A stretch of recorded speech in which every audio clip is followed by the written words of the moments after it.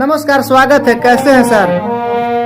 बहुत अच्छे हैं। क्या नाम है सर आपका? धर्मेंद्र कुमार गुप्ता। बहुत अच्छा गाते हैं सर। दर्शक अगर अच्छा प्यार दे तो उनको क्या कहना चाहते हैं आप?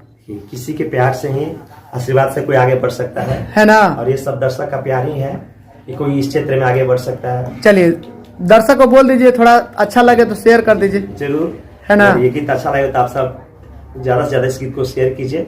चलिए, ये शिक्षक भी हैं, संगीत टीचर भी हैं। इनका हंसपुरा में कोचिंग चलता है संगीत का, और सरकारी टीचर भी हैं और संगीत सबको सिखाते हैं। बहुत लोग को गायक गायिका बना चुके हैं। और कैसा लगा सर का संगीत आप लोग कमेंट बॉक्स में जरूर बताएं। जय माता दी, हर हर महादेव। चलिए।